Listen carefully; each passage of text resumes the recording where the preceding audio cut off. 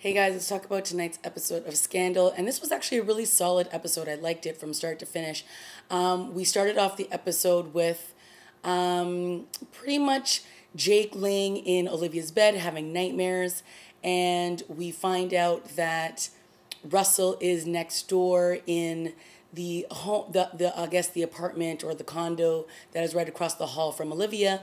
And Quinn and Huck are doing their best to torture Foxtail out of him. And I felt like about 10 minutes into this episode, I was like, I think we have to start a drinking game. Every time we hear the word Foxtail, everybody has to take a drink because, oh my God, they said it so many times in this episode. It was a little bit ridiculous. And I'm all for a new storyline, but let's drop the name for a little bit, okay? This is going to be like B613 and all those other operations. But wow, we heard that name Foxtail at least 20 times in this episode. Probably even more. Like, it was nuts. By far, my favorite scene in this episode was when Jake and Russell came face to face once again, and Jake comes over with a beer, and he basically, well, I really like the scene before that too, when he's talking to Olivia, and he says, listen, I know that Russell's across the hall. I'm not an idiot. You guys are going to try to torture the truth out of him, and it's just not going to work. Why is it not going to work? Because he's me. He's a better version of me. He's basically like, I was defective because I fell in love with you. And, you know, he basically, he comes up to you in a bar. He meets you again. He has all this witty banter. But what you don't know is he's been studying you for months, and he knows everything about you. So he knows just the right lines to say, and you're just like, ouch. Because this is her father's MO. Bring in some dude, have them, meet Olivia when she's vulnerable. Not really vulnerable, but when she's not on edge or she's not at high alert, and she thinks that her father is out of the picture, and then boom, swoops in some guy who is a plant and is there to just destroy Olivia. So I love that conversation that Jake and Russell had, because it was sort of like they were one-upping each other. You know, Russell's heard a lot about Jake. Jake has, and yet Jake has never met anybody who was like him except for, I guess, Huck. But, you know,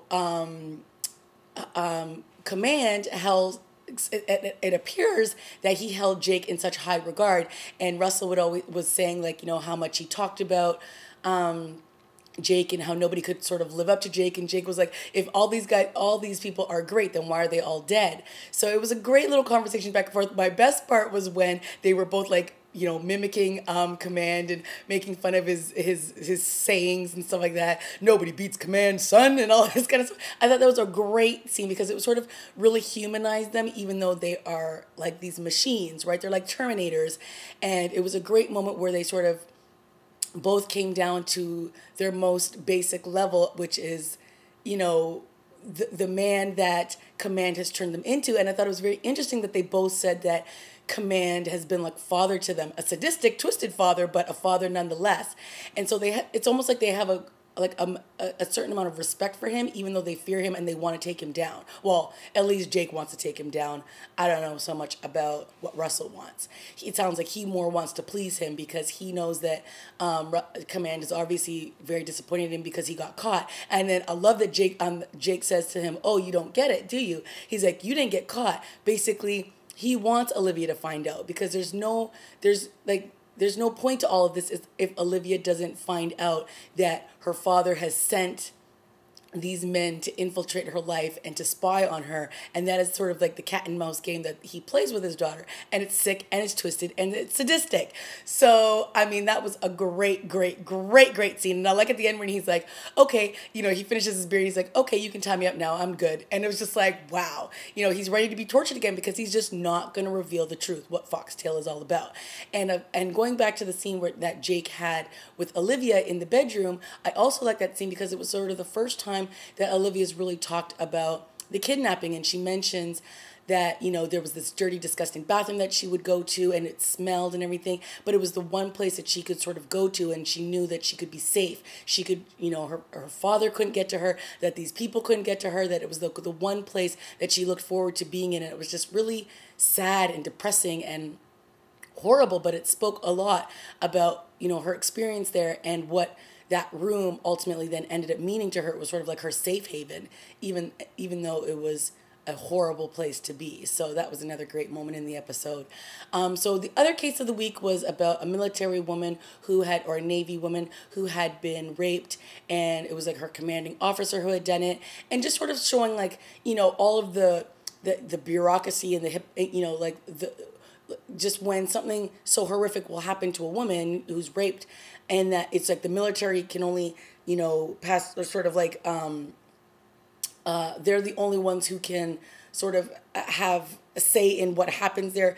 The president, almost his hands were tied, that there's 200 years of history that allows the military to only, I guess, not criminalize, but like, they have to basically go through the rules based on the rules that are set out for the military. Nobody else can come in and sort of dictate their rules to them. They're governed by their own body, and they go through the sanction through their own laws and all that kind of stuff. So it was very interesting, and I like that it tied into Melly's campaign, and obviously Melly's sort of on the tail end of her Senate run in Virginia, and she's trying to do whatever she can to rally up as much votes. And her campaign manager, Lizzie Bear, is basically trying to tell her to use the death of her son to her not to her advantage, but sort of to her advantage, to lean into it, is what she said. And I love that Melly was like, get out, with her like deep voice that she loves to use when she's really, really mad.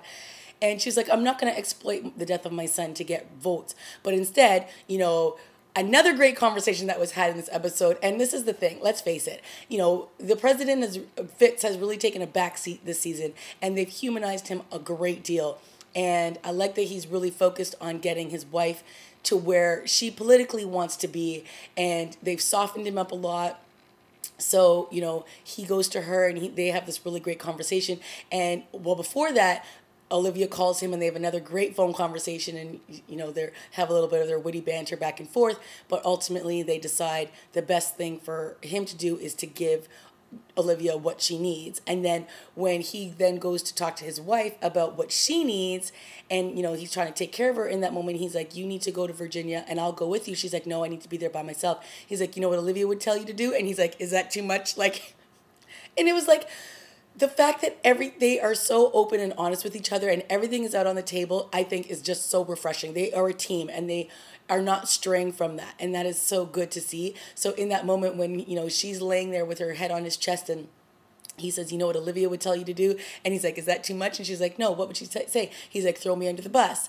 And she kind of has like a smile, and she's like, in what way? And so, like, again, they're working as a team. How can she build up her support base by tearing down her husband? And it's just a great moment, because even when he walks into the room, she's like, where were you? And he's like, oh, Olivia called. And they just she's like, oh, okay, good. Like, what did she want? And just kind of like, what? Like, what is going on here? It's like the most healthiest relationship, it's almost the healthiest they have been in so long, but it's just in such a weird way, but it's healthy for some reason. It's just weird. I don't know what to say. But, obviously I feel that they're building up to the time when Olivia and Fitz are going to get back together. And they've allowed us to reconnect with Fitz again, because he's like a whole new person. He is so not the person that we saw in season 3, who was like a tyrant and just terrible and horrible. He's more of Fitz season 1, 2, which is like the person that we loved Olivia with, right? So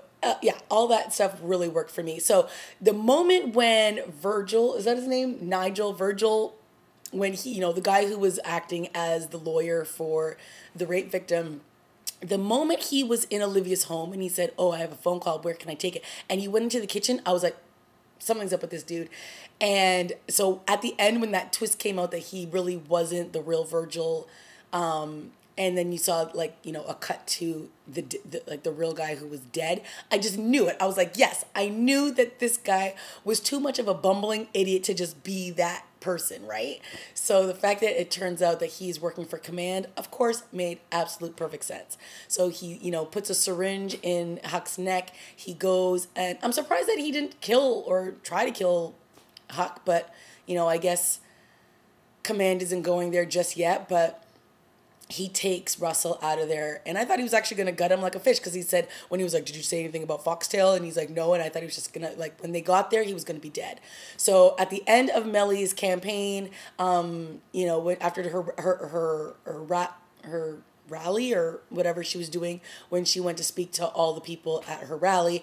You know, Lizzie Bear's talking about a donor that's there to support her and blah, blah, blah, blah. And he's got all this money and this is going to send us, you know, over the top and we're not going to have to worry about anything. And when they go to find out who it is, of course, it's Command. So there he goes and she's never met him before, I guess. So she's shaking his hand like, oh my God, it's really nice to meet you. And meanwhile, it's like, hello, this is the man who killed your son. Oh my gosh. So interesting to see where this is going to go. How is he going to play an effect into Melly's campaign? And what is this going to mean for the rest of them? Wow. And at the end, when the security guy, he's on his little walkie-talkie, he says, the Foxtail is secure. Foxtail is secure, whatever. So is that the new B613? Like, what's going on? Wow. Or is Melly Foxtail? Like, what is, you know what I mean? Like, what is Melly Foxtail? So, or, yeah, anyway, I don't know, but it'll be interesting to see what happens next. Solid episode. I really liked it. Let me know what you guys thought of this week's episode, and I'll see you next week. Bye, guys.